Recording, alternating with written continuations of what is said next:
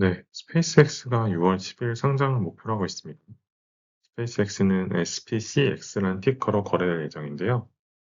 기술 편입 규정 변경 이후에 NISA 대신 나스닥에 상장하기로 결정이 됐습니다.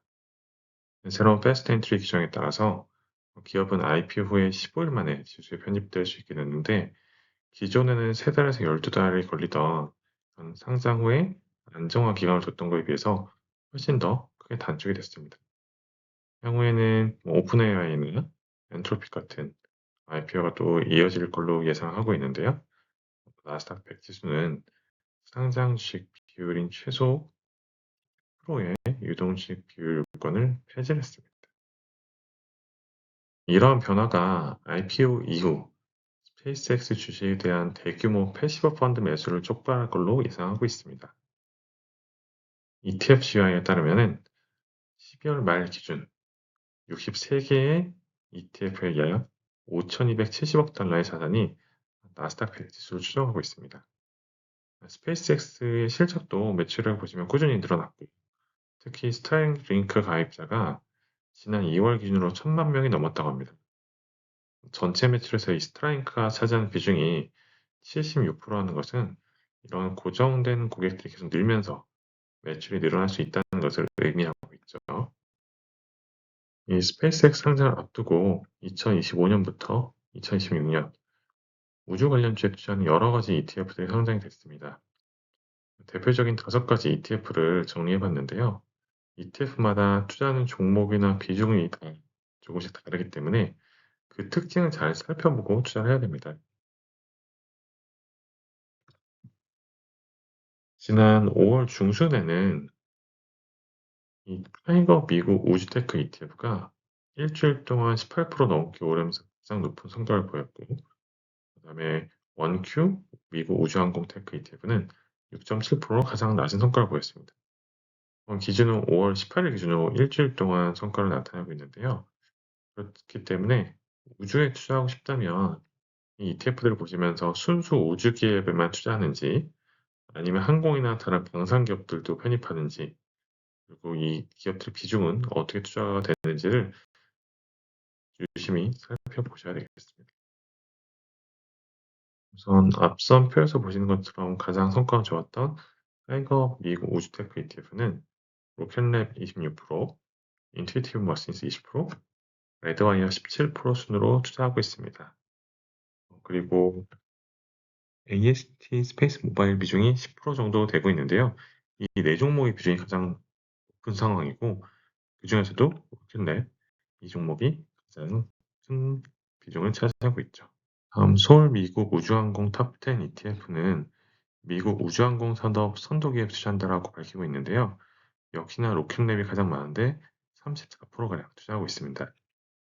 그리고 AST 스페이스 모바일, 에코스타 순으로 구성이 되어 있는데, 그 외에 네 번째 종목부터는 비중이 한 자릿수 떨어지게 됩니다. 다음 에이스 미국 우주테크 액티브 ETF는 우주테크와 관련된 기업에 투자한다고 되어 있습니다. 그리고 이름에서 알 수 있듯이 이 ETF만이 지금 액티브 ETF로 운영을 하고 있죠. 그래서 현재 5월 18일 기준으로 투자 종목을 봤을 때 에코스타의 약 24%, 로켓넷 22%, 레드와이어 5% 정도 투자하고 있기 때문에 현재로서는 이 두 종목, 에코스타, 로켓랩에 좀 집중 투자된 모습을 볼 수가 있고, 그다음 종목들부터는 5% 미만의 투자 비중을 유지하고 있습니다. 앞서 보신 ETF들에 공통적으로 많이 들어간 종목들, 이 종목들의 최근 동향을 한번 살펴보겠습니다. 가장 많이 보이는 로켓랩은 1분기 매출이 2억 달러로 지난해 같은 기간 대비해서 63%가 늘어났다고 밝혔습니다. 그리고 인투이티브 머신스는 매출이 198%나 증가했죠. AST 모바일은 매출의 규모는 작지만 성장률이 1900%가 넘게 나타나고 있어서 아주 우수한 성장률을 보여주고 있죠. 그 외에도 이 표에서 보시는 것처럼 여러 기업들, 절대적인 실적 수치는 우리가 흔히 아는 총 상위 종목들의 실적보다는 상대적으로 낮긴 하지만 성장률 자체는 굉장히 높게 나타나고 있다는 것이 우주 관련된 업종의 최근 동향이라고 볼 수 있겠습니다. 앞서 말씀드린 이 기업들, 실적 전망도 긍정적으로 바라보고 있는데요. 발사체와 위성을 만드는 로켓랩, 수주 잔고도 굉장히 높게 나타나고 있죠. 그리고 인투이티브 머신즈, 매출액이 앞서 말씀드린 대로 전년 대비해서 거의 200% 가까이 늘었습니다. 그리고 AST 스페이스 모바일 같은 경우도 올해 가이던스를 상당히 높게 제시를 하고 있죠. 또한 우리가 이미 흔히 알고 있는 이 팔란티어, 이 기업도 일부 ETF에 편입이 되어 있는데 2020년 매출 가이던스의 71%로 잡고 있습니다. 그럼 앞서 말씀드린 ETF들 다시 한번 살펴볼까요? 타이거 미국 우주테크와 에이스 미국 우주테크 액티브 ETF는 순수 우주 기업을 중심으로 투자한다고 볼 수 있습니다.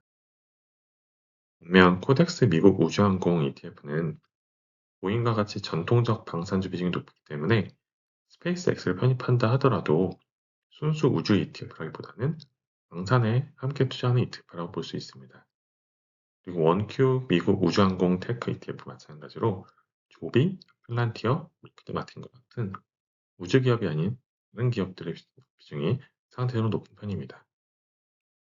그리고 이 표에 보시는 위에 4개 ETF들이 스페이스X 상장 이후에 최대 25%까지 스페이스X를 상장 후 편입한다고 얘기하고 있지만 보통 IPO 기업들의 상장 이후 주가 변동성이 크기 때문에 스페이스X의 상장 이후 주가 흐름 그리고 그 시기에 얼마나 싸게 편입을 하느냐 이 부분에 따라서 ETF 성과들도 많이 갈릴 것으로 보고 있습니다.